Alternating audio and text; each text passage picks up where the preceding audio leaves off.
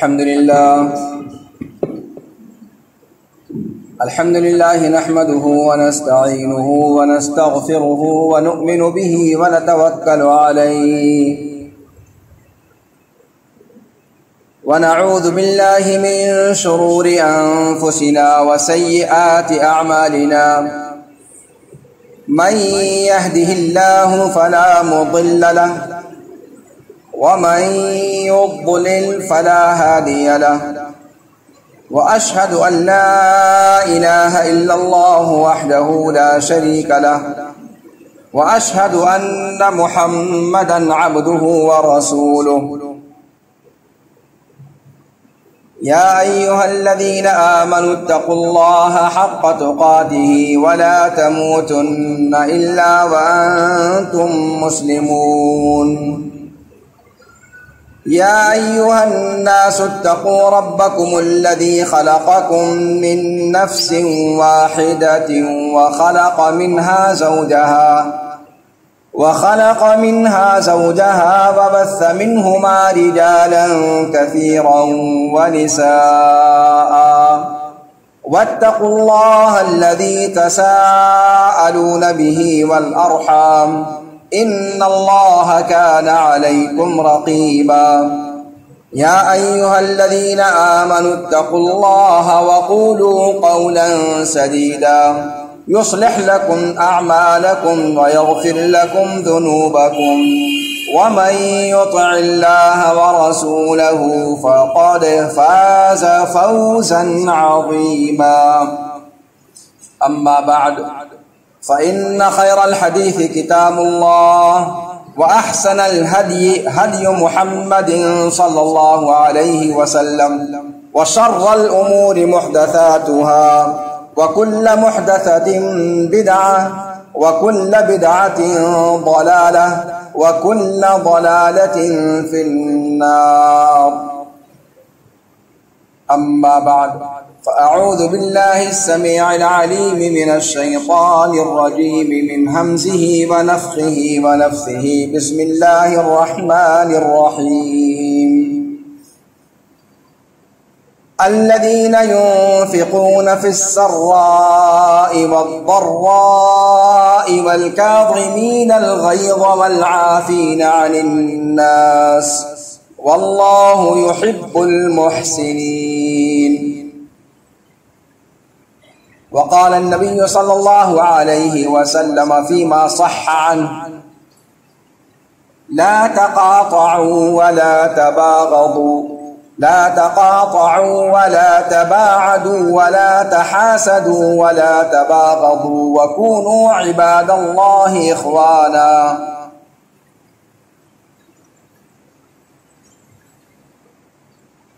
حاضرین مجلس، خورد و کلاں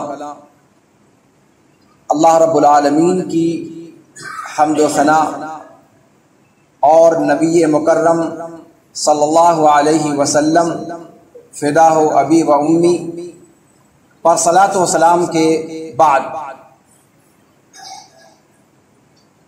ہم جس مذہب کے ماننے والے ہیں یہ اخلاق اور کردار کا مذہب کہا جاتا ہے۔ یہ مذہب ہمیں اخلاقی تعلیمات سے آشنا کراتا ہے، اعلیٰ اخلاقی اقدار کی تلقین کرتا ہے۔ ہم اور آپ ذی الحجہ کے مہینے میں ابھی ہیں، ابھی ہم نے عید قرباں منائی ہے۔ عید قرباں ابراہیم علیہ وعلی نبینا الصلاۃ والتسلیم کی یادگار ایثار اور قربانی کا خود سپردگی اور رب کی رضا کی خاطر اپنا تن من دھن سب کچھ لٹا دینا، یہ عید اور یہ موسم حج کی عظیم عبادت جو اس میں انجام دی جاتی ہے، یہ ساری عبادتیں ان چیزوں کا، ان اخلاقی اقدار کا رمز ہیں۔ ابراہیم علیہ السلام کے بارے میں آپ کے سامنے تفصیل کے ساتھ گفتگو رکھی گئی تھی۔ ان کی زندگی کا ایک پہلو جو بہت نمایاں طور پر سامنے آتا ہے، رب العالمین کے حوالے سے بہت تفصیل سے گفتگو ہوئی تھی، مخلوقات کے حوالے سے بھی گفتگو آپ کے سامنے آ چکی ہے۔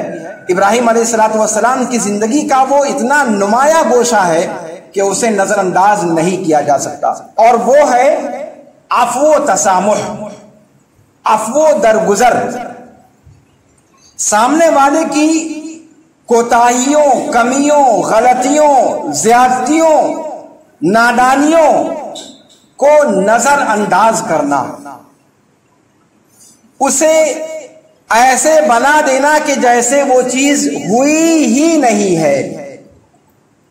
ابراہیم علیہ السلام کی زندگی میں شروع سے لے کر آخر تک اس کے نمونے آپ کو ملیں گے۔ اپنے گھر کے اندر جب توحید کی دعوت پیش کی، اپنے والد کا مکمل احترام ملحوظ خاطر رکھتے ہوئے باپ کا جواب کیا تھا، باپ کا تعامل کیسا تھا، اور ابراہیم علیہ السلام کیسے ان چیزوں کو نظر انداز کرتے ہوئے، پسے پشت ڈالتے ہوئے اپنی زبان سے پیارے والد کی گردان جانے نہیں دے رہے۔ باپ کہہ رہا ہے رجم کر دوں گا، تب بھی بیٹا کہہ رہا ہے اے ابو جان میری بات مان لیجیے، ابو جان میری بات مان لیجیے۔ عفو درگزر، سامنے والی کی زیادتی کا جواب زیادتی سے نہ دینا، ترکی بترکی جواب نہ دینا، ان کی نادانیوں کو انگیز کرنا، تسامح سے کام لینا۔ یہی معاملہ قوم نے جب آگ میں ڈالا، نمرود نے جب آگ میں ڈالا، اپنی قوم کے لیے کیا ابراہیم علیہ السلام نے بد دعا کی؟ ابراہیم علیہ السلام نے ان تمام موقعوں پر اپنی عفو درگزر کی صفت کو استعمال کیا۔ اللہ کے رسول صلی اللہ علیہ وسلم جو ان کے بیٹے ہیں، ابراہیم علیہ السلام کے بیٹے اسماعیل کی نسل سے رسول پاک صلی اللہ علیہ وسلم کی بعثت ہے۔ یہ بات آپ کے سامنے ذکر کی گئی تھی کہ ابراہیم علیہ السلام کے بعد پھر نبوت انہی کی نسل میں سمٹ کر رہ گئی، پھر کسی دوسری جگہ پر کوئی دوسرا نبی نہیں بھیجا گیا ابراہیم علیہ السلام کے بعد، اور سارے کے سارے انبیاء ابراہیم علیہ السلام کے ایک ہی بیٹے اسحاق کی نسل میں آئے۔ اسماعیل جو دوسرے بیٹے تھے ابراہیم علیہ السلام کے، ان کی نسل میں کوئی نبی نہیں آئے، تا کہ اللہ رب العالمین نے اسماعیل کی نسل میں ایک نبی بھیجا، لیکن وہ ایک نبی ایسا تھا جو سینکڑوں لاکھوں پر بھاری تھا، خاتم النبیین بنایا اور ان کے ذریعے سے نبوت کے سلسلے کو ختم کر دیا۔ ما کان محمد ابا احد من رجالکم ولکن رسول اللہ وخاتم النبیین۔ اللہ کے رسول صلی اللہ علیہ وسلم ابراہیم علیہ السلام کی اولاد تھے۔ ابراہیم علیہ السلام کی عادات، ان کی اخلاقیات اللہ کے رسول صلی اللہ علیہ وسلم کے اندر بھی پائی جاتی تھی۔ اگر بیٹے کے اندر باپ کی عادتیں پائی جائیں تو تعجب کی بات نہیں ہے، اس لیے کہ کہا جاتا ہے کہ ولد الرجل صنو ابیہ، کہ آدمی کا بیٹا اپنے باپ کا ہی حصہ ہوتا ہے۔ تو اگر ابراہیم علیہ السلام کی عادتیں، ابراہیم علیہ السلام کے اخلاقیات اللہ کے رسول صلی اللہ علیہ وسلم کے یہاں نہ ہوتی تو تعجب کی بات تھی۔ ہونا، یہ تعجب کی بات کہاں سے ہو گئی؟ ظاہر سی بات ہے جب باپ کے اندر وہ چیزیں تھیں، بیٹے کے اندر بھی وہ چیزیں آئیں۔ اللہ کے رسول صلی اللہ علیہ وسلم کی زندگی کو آپ دیکھیں، اللہ کے رسول صلی اللہ علیہ وسلم کو مکہ میں کس قدر ستایا گیا، اذیتیں دی گئیں، مارا گیا، پیٹا گیا، ٹارچر کیا گیا، آپ کو لہو لہان کیا گیا، پورا جسم خون آلود کر دیا گیا، سجدے کی حالت میں اونٹ کی اوجھڑی آپ پر لاد دی گئی، آپ کے صحابہ کو آپ کے سامنے اذیتیں دی گئیں، سب کچھ تھا، لیکن کیا اللہ کے رسول صلی اللہ علیہ وسلم نے ترکی بترکی جواب دیا؟ نہیں، بلکہ جب موقع آیا اور وہی صنادید قریش جب آپ کے سامنے اپنا سر جھکائے ہوئے، فتح مکہ کے دن جب وہ اپنا سر جھکائے ہوئے اللہ کے رسول صلی اللہ علیہ وسلم کے سامنے آئے اور آپ صلی اللہ علیہ وسلم نے پوچھا کہ تمہیں کیا لگتا ہے، کیا تمہارے ساتھ سلوک کیا جائے گا؟ آج کے دن ساری سٹی پٹی گم تھی، معلوم تھا کہ آج کسی کی کوئی چیز چلنے والی نہیں ہے، اور اپنے اپنے کرتوت سب کو یاد آ رہے تھے کہ کنہوں نے کیا کیا کیا ہے اللہ کے رسول صلی اللہ علیہ وسلم کے ساتھ۔ سب کی گردنیں احساس ندامت سے پشیمانی سے جھکی ہوئی تھی۔ اللہ کے رسول صلی اللہ علیہ وسلم کے پاس انتقام لینے کا اس سے بہتر موقع نہیں تھا، لیکن کیا کیا اللہ کے رسول صلی اللہ علیہ وسلم نے؟ لا تثریب علیکم اليوم اذهبوا فانتم الطلقاء۔ تاریخ نے ان عبارتوں کو یاد رکھا ہے، اس لفظ کو یاد رکھا ہے۔ آپ صلی اللہ علیہ وسلم نے کہا تم سب پر، کسی پر آج کوئی مواخذہ نہیں ہے، کوئی سوال جواب نہیں ہے، جاؤ تم سب کے سب آزاد ہو، کوئی مواخذہ نہیں۔ ابراہیم علیہ السلام کی وہی اخلاقیات محمد صلی اللہ علیہ وسلم کے اندر نظر آئیں۔ اللہ کے رسول صلی اللہ علیہ وسلم کی پوری زندگی آپ دیکھ ڈالیں، آپ کو اللہ کے رسول صلی اللہ علیہ وسلم کی زندگی کے ہر گوشے میں عفو و درگزر کی کار فرمائی نظر آئے گی۔ آپ صلی اللہ علیہ وسلم انتقام لینا جانتے ہی نہیں تھے۔ ہاں، اللہ کے رسول صلی اللہ علیہ وسلم اپنی ذات کے لیے تو بدلہ نہیں لیتے تھے، لیکن اگر اللہ کے حقوق میں سے کسی حق کی پامالی ہوتی ہوئی دیکھ لیتے تھے آپ صلی اللہ علیہ وسلم تو اسے برداشت نہیں کرتے، اس لیے کہ انسان کا اپنا معاملہ آپ کے ہاتھ میں ہے، لیکن جو اللہ کا معاملہ ہے اس میں گھپلا بازی آپ کا اختیار نہیں ہے۔ آپ صلی اللہ علیہ وسلم کو گالی دے دی جائے، آپ صلی اللہ علیہ وسلم کو بے عزت کیا جائے، آپ صلی اللہ علیہ وسلم کو مارا پیٹا جائے، آپ صلی اللہ علیہ وسلم اس چیز کو تو برداشت کر سکتے ہیں، وہ ان کا ذاتی معاملہ ہے، لیکن اگر اللہ کے حق میں سے کسی حق پر ڈاکہ ڈالنے کی کوشش کی جائے، آپ صلی اللہ علیہ وسلم وہاں برداشت نہیں کرتے تھے، اس لیے کہ وہاں برداشت کرنے کا مطلب ہوتا نامردی، وہاں برداشت کرنے کا مطلب ہوتا بزدلی، وہاں برداشت کرنے کا مطلب ہوتا انسان کی طبیعت کی رذالت، انسان کا گھٹیا پن، وہ برداشت وہاں پر قابل تعریف نہیں ہے۔ تو برداشت قابل تعریف وہاں پر ہے جہاں پر آپ کا اپنا معاملہ ہو اور آپ انتقام لے سکنے پر قادر ہوں، وہاں پر آپ خاموش نہ رہیں، وہاں پر آپ عفو درگزر سے کام لیں، یہ چیز مطلوب ہے۔ اللہ کے رسول صلی اللہ علیہ وسلم کی زندگی میں بے شمار نمونے اس کے آپ کو ملتے ہیں، اور وہ آیت کریمہ جو خطبے کے اندر میں نے پڑھی ہے، اس کے اندر اللہ رب العالمین نے متقین کے اوصاف ذکر کیے ہیں، تقوی شعاروں کے اوصاف کو ذکر کرتے ہوئے اللہ رب العالمین نے فرمایا کہ متقین کی صفات میں سے یہ ہے کہ وہ لوگ الذین ينفقون فی السراء والضراء، کہ چاہے تنگ دستی ہو چاہے خوشحالی ہو، وہ اللہ رب العالمین کے راستے میں لگاتار خرچ کرتے رہتے ہیں، اپنی جیبیں ڈھیلی کرتے رہتے ہیں۔ اپنی جیب ڈھیلی کرنا یہ بڑا آسان کام نہیں ہے، بڑا مشکل کام ہے۔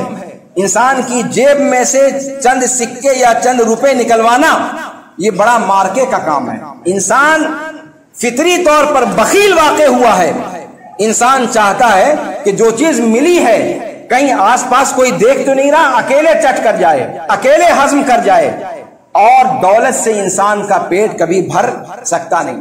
انسان مٹی کا ہے اور مٹی ہی انسان کا پیٹ بھرتی ہے، جیسا کہ کہا گیا ہے، یعنی جب تک انسان قبر میں نہیں چلا جاتا، خود مٹی کا حصہ نہ بن جائے، تب تک حل من مزید کا نعرہ مستانہ اس سے چھوٹتا نہیں ہے، یہ انسان کی فطرت ہے۔ تو قرآن کہتا ہے کہ الذین ينفقون فی السراء والضراء، متقین کی صفت یہ ہے کہ وہ خوشحالی ہو تب بھی، تنگ دستی ہو تب بھی ان کا ہاتھ کشادہ رہتا ہے۔ اور یہ چیز آپ صحابہ کرام کے ہاں بدرجہ اولا دیکھ سکتے ہیں کہ اس کی مثال صحابہ کرام کے ہاں کس طریقے سے موجود تھی۔ ایک آدمی اپنی جان گنوانے کے در پہ ہے اور پیاس سے حلق میں کانٹے پڑ رہے ہیں، لیکن جب پانی اس کے پاس پہنچتا ہے، پاس کی طرف سے آواز آتی ہے پانی پانی، کہتا ہے کہ پہلے اس کو پلاؤ، پہلے اس کو پلاؤ، مر رہے ہیں۔ واقعہ سنا ہوگا آپ نے، جنگ کے میدان کا معاملہ ہے، زخموں سے مکمل جسم چھلنی ہے، پیاس کی شدت سے حلق میں کانٹے پڑ رہے ہیں، جان نکلنے کے در پہ ہے، لیکن اس وقت بھی پاس سے جب آواز سنی پانی کی، کہا پہلے انہیں پلا دو۔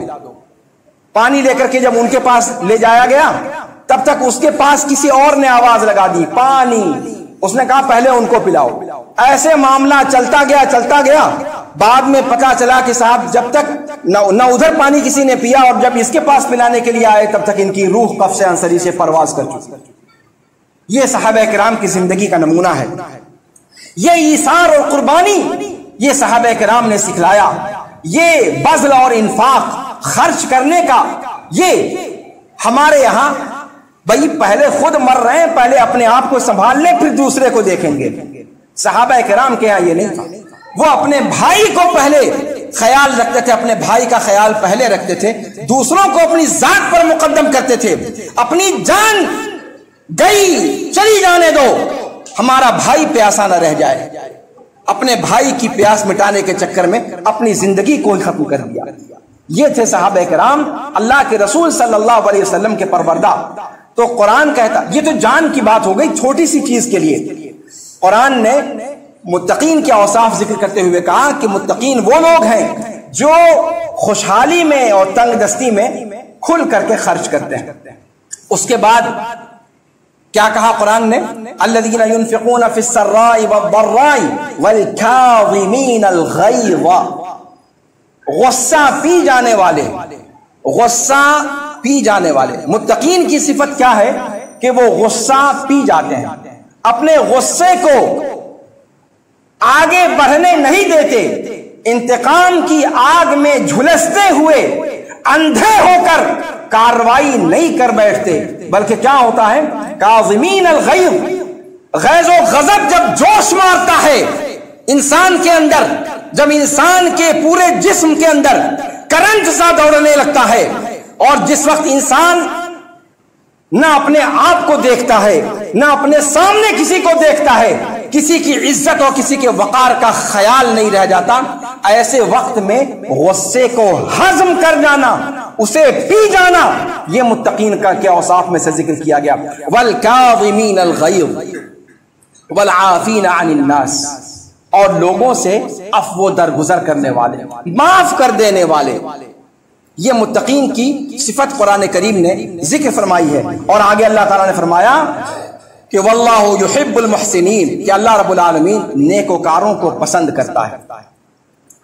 یہاں پر اللہ کے رسول صلی اللہ علیہ وسلم کی زندگی میں اگر ہم دیکھتے ہیں، اللہ کے رسول صلی اللہ علیہ وسلم کی مثال کیا دی جائے؟ آپ صلی اللہ علیہ وسلم تو بہرحال خیر البشر تھے، لیکن آپ کے پروردہ صحابہ کرام کی مثالوں کو دیکھیں آپ، وہ صحابہ کرام جو ہمارے اور آپ کی طرح تھے مکمل طور پر، لیکن اللہ کے رسول صلی اللہ علیہ وسلم کی تربیت نے انہیں کس قدر بدل دیا تھا، کیسے وہ ہماری طرح تھے، اس کا نمونہ بھی ہمیں دیکھنے کو ملتا ہے۔ عائشہ رضی اللہ تعالی عنہا ام المومنین، آپ جانتے ہیں کہ ان کے اوپر منافقین نے زنا کی تہمت باندھی تھی، ان کی عزت و آبرو پر حملہ کیا تھا۔ اور یہ کس کی عزت و آبرو پر حملہ ہو رہا ہے؟ اللہ کے رسول صلی اللہ علیہ وسلم کی پیاری بیوی حضرت عائشہ رضی اللہ تعالی عنہا پر۔ ہم اور آپ اپنے گھر پر یہ چیز گوارا نہیں کر سکتے کہ ہمارے یہاں اس طرح کی کوئی چیز ہماری ماں بہن کے بارے میں کوئی الزام لگائے۔ منافقین نے یہ کام کیا، عائشہ رضی اللہ تعالی عنہا پر زنا کی تہمت باندھی۔ ایک آزمائشی مرحلہ تھا، اور اللہ رب العالمین نے ایک آزمائش کے طور پر اس واقعے کو رونما کیا تھا۔ اللہ رب العالمین کی اپنی مصلحتیں تھیں، اس پہلو پر میں نہیں جاؤں گا، اس واقعے کے اندر جو لوگ اچھے تھے ان میں سے بھی بعض منافقین کی چال بازی کا شکار ہو گئے، عائشہ رضی اللہ تعالی عنہ کے بارے میں شک و شبہ میں پڑ گئے۔ اصل میں یہ سب چیزیں ہوتی ہی ایسی ہیں، فتنے کو فتنہ اسی لیے کہا ہی جاتا ہے کہ فتنہ اچھے اور بروں کو نہیں دیکھتا، جس طرح برے اس کی لپیٹ میں آتے ہیں اچھے بھی اس کی لپیٹ میں آ جاتے ہیں، گیہوں کے ساتھ گھن بھی پس جایا کرتا ہے۔ انہی میں سے ایک تھے مصطح ابن اثاثہ۔ مصطح ابن اثاثہ کمزور گھرانے کے تھے، غریب گھرانے کے تھے۔ ابو بکر صدیق رضی اللہ تعالی عنہ وارضاہ ان کا پورا خرچہ اٹھاتے تھے، ان کا کھانے پینے رہنے سہنے ان کے سارے اخراجات ابو بکر صدیق رضی اللہ تعالی عنہ اٹھاتے تھے۔ وہ بھی عائشہ رضی اللہ تعالی عنہ پر جب یہ تہمت باندھی گئی تو وہ اس تہمت کے لگانے والوں کے ہمنوا ہو گئے اپنی نادانی کی وجہ سے۔ ابو بکر صدیق رضی اللہ تعالی عنہ ان کو جہاں اس واقعے سے اذیت تھی اس میں سب سے زیادہ اذیت ان کو ہوئی مصطح کے اس پروپیگنڈے سے متاثر ہو جانے کی وجہ سے۔ ہمارا ہی لقمہ کھا کر کے یہ جی رہا ہے، ہمارے ٹکڑوں پر پل رہا ہے، اور اس کے باوجود یہ بھی دوسروں کی بات چھوڑیے، لیکن یہ جو ہمارے ٹکڑوں پر پل رہا ہے اسے کیا سوجھی، اس کو بھی وہ ہوا لگ گئی۔ ابو بکر صدیق رضی اللہ تعالیٰ عنہ ناراض ہو گئے، دل میں صدمہ پہنچا، تھے تو انسان ہی۔ کہا کہ آج سے اس کا کھانا خرچہ ہمارے یہاں سے بند، کھانا خرچہ بند۔ قسم کھا لیا کہ اب ہم اپنے یہاں سے اس کو ایک رتی ماشا بھی نہیں دیں گے۔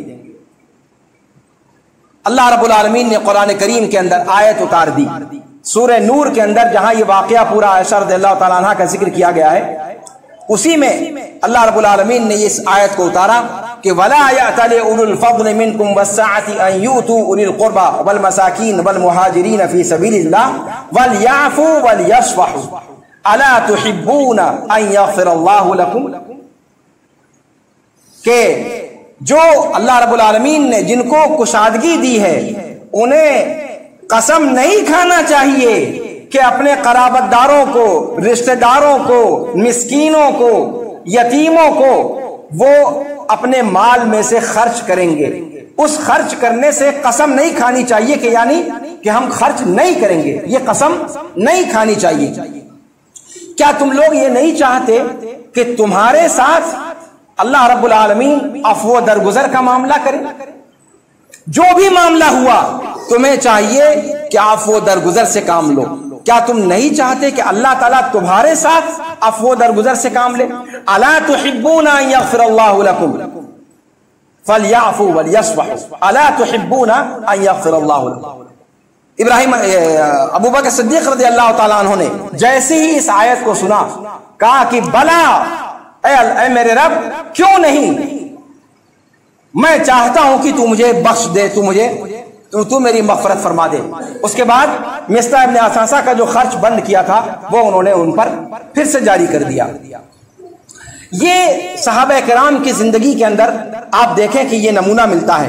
آپ دیکھیں کہ یہ وہ موقع تھا کہ جس میں ابو بکر صدیق رضی اللہ تعالیٰ عنہ کو انتقام لینے کا پورا حق تھا، اور وہ حق پر تھے کہ ایک ناجائز، ایک غلط تہمت آپ کے گھر باندھی گئی، آپ کی بیٹی پر باندھی گئی، اور اس کے جواب میں بتقاضائے بشریت انہوں نے قسم کھائی تھی اور انہیں اس کا حق تھا۔ اس کے باوجود اللہ تعالیٰ نے اس کو پسند نہیں کیا اور کہا کہ ایسا نہیں کرنا چاہیے۔ غضب کی آگ میں، بھڑکتے ہوئے انتقام کی آگ میں تمہیں کارروائی نہیں کرنی چاہیے، تمہیں چاہیے کہ عفو درگزر سے کام لے۔ عمر بن خطاب رضی اللہ تعالیٰ عنہ کا معاملہ لے لیں، دوسرے خلیفہ راشد، ان کے سامنے ایک بدو لایا گیا، عیینہ ابن حصن الفزاری اس کا نام تھا، حر ابن قیس اس کا بھتیجا تھا۔ وہ عیینہ ابن حصن کو لے کر کے عمر بن خطاب کے پاس آیا اور بدو جیسا کہ آپ جانتے ہیں کہ اخلاقیات سے ان کا دور دور تک کا واسطہ نہیں ہوتا. عمر بن خطاب جیسے خلیفہ کو، ان جیسی شخصیت کو وہ دیکھیے کس طرح سے مخاطب کرتا ہے. کہتا ہے کہ عمر تم نہ تو داد و دہش کرتے ہو نہ انصاف سے کام لیتے ہو، یعنی دیتے نہیں ہو. اللہ تعالیٰ نے خلیفہ بنایا ہے، پورے مسلمانوں کے بیت المال کے ذمہ دار ہو، آپ کو چاہیے کہ لٹائیں مال کو، دونوں ہاتھوں سے آپ خرچ کریں، لیکن آپ خرچ نہیں کرتے، ہمیں کچھ نہیں دیتے، آپ عطیات نہیں دیتے، تحفے تحائف نہیں دیتے، اور نہ ہی انصاف سے کام لیتے ہیں. عمر بن خطاب رضی اللہ تعالیٰ عنہ وارضاہ، جو اللہ رب العالمین کے حقوق کو سب سے زیادہ جاننے والے تھے، جنہوں نے وہ جائز چیزیں بھی جو اللہ نے جائز کر رکھی تھی اپنے اوپر انہوں نے استعمال کرنا مناسب نہیں سمجھا تھا کہ کہیں تقوی اور طہارت میں ابو بکر اور اللہ کے رسول صلی اللہ علیہ وسلم کا جو مقام اللہ رب العالمین نے رکھا ہے اس مقام سے پیچھے نہ رہ جائیں. ان کے سامنے ایسی جرأت اس نے کی. عمر بن خطاب رضی اللہ تعالیٰ عنہ غیظ و غضب میں اس پر کارروائی کرنا چاہ ہی رہے تھے کہ تب تک حر ابن قیس نے کہا کہ امیر المومنین ذرا سا میری بات سن لیجئے. اس کے بعد انہوں نے قرآن کی آیت پڑھی، خذ العفو وامر بالعرف واعرض عن الجاہلین وہذا من الجاہلین. اے امیر المومنین، اللہ تعالیٰ فرماتا ہے کہ عفو درگزر سے کام لیں اور اچھی باتوں کا حکم دیں، اور جو نادان لوگ ہیں ان سے منہ موڑ لیں، اور یہ جو آپ کے سامنے بک رہا ہے یہ نادان لوگوں میں سے ہے، تو آپ اس نادان کی بات پر ایکشن نہ لیجئے. ان کے بارے میں اللہ تعالیٰ نے کہا ہے کہ ان سے منہ موڑ لیجئے، اعراض کیجئے، تو یہ جاہلوں میں سے ہے، ان کی باتوں پر آپ نہ جائیں. عمر بن خطاب رضی اللہ تعالیٰ عنہ جیسے ہی انہوں نے قرآن کی اس آیت کو سنا فوراً وہ ٹھہر گئے، اپنا غصہ کنٹرول کر لیا، اپنے غیظ و غضب کو انہوں نے کنٹرول کر لیا. تو یہ عمر بن خطاب رضی اللہ تعالیٰ عنہ صحابہ کرام کا عموماً یہ معاملہ تھا، اور عمر بن خطاب رضی اللہ تعالیٰ عنہ کا خاص طور پر کہ وہ اللہ کی کتاب کے پاس، قرآن کی تعلیمات کے پاس رک جانے والے، ٹھہر جانے والے، بریک لگا دینے والے تھے. جیسے ہی انہوں نے اس آیت کو سنا فوراً وہاں پر وہ رک گئے. اسی طریقے سے اگر آپ اللہ کے رسول صلی اللہ علیہ وسلم کی احادیث کو دیکھیں تو اس میں اللہ کے رسول صلی اللہ علیہ وسلم نے واضح طور پر ان اسباب کو بھی منع کیا ہے جن اسباب سے انسان غیظ و غضب میں مبتلا ہو سکتا ہے، آپس میں دشمنی ہو سکتی ہے. آپ صلی اللہ علیہ وسلم نے فرمایا کہ لا تقاطعوا، اپنے رشتوں کو کاٹو مت، اپنے رشتوں کو ایک دوسرے سے، اپنے رشتوں کو کاٹو نہیں، رشتوں کو جوڑو، ایک دوسرے سے دوری نہ اختیار کرو، ایک دوسرے سے حسد نہ کرو، ایک دوسرے سے بغض و عداوت نہ پالو. اے اللہ کے بندو تم سب بھائی بھائی بن کر کے رہو. اللہ کے رسول صلی اللہ علیہ وسلم کی یہ روایت متفق علیہ ہے. اس کے علاوہ جب ہم دیکھتے ہیں شریعت کے اندر تو اللہ کے رسول صلی اللہ علیہ وسلم نے ان اسباب سے بھی روکا ہے جن اسباب سے دو بھائیوں کے درمیان دشمنی پیدا ہو سکتی ہے. مثال کے طور پر اللہ کے رسول صلی اللہ علیہ وسلم نے روکا ہے کہ خرید و فروخت ہو رہی ہے، اگر ایک آدمی کوئی چیز خرید رہا ہے، ایک آدمی بیچ رہا ہے، تو جب تک ان کی بات چیت کمپلیٹ نہ ہو جائے کوئی تیسرا اس کے بیچ میں نہ کودے کہ بھیا یہ اتنے میں آپ بیچ رہے ہو، یہ نہیں لے رہا، چھوڑ دو میں لے لیتا ہوں. اس سے روکا ہے. کیوں؟ اس لیے کہ اس سے انسانوں کے دلوں میں بغض اور حسد اور کینہ اور کپٹ اور دشمنی پیدا ہوگی. مول بھاؤ، ایک شخص مول بھاؤ میں لگا ہوا ہے، ایک 100 روپے کی چیز ہے، کہہ رہا ہے 90 میں دو گے، میں لے لیتا ہوں. سامنے سے آیا، کہا کہ بھیا وہ 90 میں مانگ رہا، میں 95 میں لے رہا ہوں، مجھے دے دو. اس سے روکا ہے. کیوں؟ اس لیے کہ اس سے دو انسانوں کے درمیان بغض اور دشمنی پیدا ہوگی. تو اس طرح سے ان اسباب کو بھی شریعت نے روکا ہے جس سے انسانوں کے درمیان غیظ و غضب پیدا ہو، جس سے حسد پیدا ہو، جس سے دشمنی پیدا ہو، جس سے انتقام کے جذبات انسان کے اندر پیدا ہوں. تو ہمیں چاہیے کہ ہم شریعت کی ان تعلیمات کو سمجھیں اور اسلام کی جو اعلیٰ اخلاقی قدریں ہیں ان کو اپنے سماج کے اندر بڑھائیں، جذبات کو کنٹرول کرنا سیکھیں، عفو درگزر سے کام لینا سیکھیں. اور عفو درگزر کا مطلب یہ ہے کہ اپنے بھائی کی غلطی کو، ایک بات ہوتی ہے کہ اس سے آپ بدلہ نہ لیں، ٹھیک ہے؟ قرآن نے کیا کہا؟ وَلْيَعْفُوا وَلْيَصْفَحُوا، وَلْيَعْفُوا وَلْيَصْفَحُوا، معاف کر دینا کافی نہیں ہے، آگے قرآن کہا کہ وَلْيَصْفَحُوا، انہیں چاہیے کہ صفح سے کام لیں۔ مفسرین یہاں پر کہتے ہیں کہ صفح کیا چیز ہے؟ ایک چیز ہوتی ہے کہ انسان کسی کو معاف کر دیتا ہے، لیکن اس کی جو غلطی ہے وہ غلطی پھانس بن کر کے اس کے اندر ہمیشہ اس کو کسک اس کے لیے ایک اذیت کا سبب بنی رہتی ہے، اور وقتاً فوقتاً کبھی نہ کبھی اس کو وہ ملامت کرتا رہتا ہے، تم ہی ہو جس نے ایسا کیا تھا، میں نے بدلہ نہیں لیا تو کیا سمجھتے ہو کہ میں بھول گیا ہوں؟ میں بھولا نہیں ہوں، آپ نے انتقام تو نہیں لیا لیکن وہ پھانس آپ کے اندر موجود ہے۔ قرآن کہتا ہے نہیں، کامیابی یہ ہے کہ آپ معاف کر دو اور اس چیز کو مکمل طور پر مٹا ڈالو، اریز کر دو، گویا وہ غلطی اس سے ہوئی ہی نہیں۔ کبھی مستقبل میں آپ اس غلطی کا اسے تانا بھی نہ دو، مکمل طور پر اس طریقے سے اپنے ذہن سے کھرچ ڈالو۔ یہ ہے اللہ کا مقصود اور یہ ہے قرآن کا مقصود، ورنہ انسان ہمیشہ اس پھانس کو لے کر کے زندہ رہے گا، اور وہ حسد اور بغض اور دشمنی وہ پورے طور پر ختم نہیں ہوگی۔ پورے طور پر ختم کب ہوگی؟ جب انسان معاف کر دے، اور معاف کرنے کے ساتھ ساتھ اس غلطی کو مکمل طور پر اپنے ذہن و دماغ سے کھرچ کر کے نکال دے، اور کبھی اس شخص کو آئندہ اس چیز کا تانا نہ دے۔ اللہ رب العالمین سے دعا ہے کہ اللہ رب العالمین ہمیں اعلیٰ ظرف بنائے۔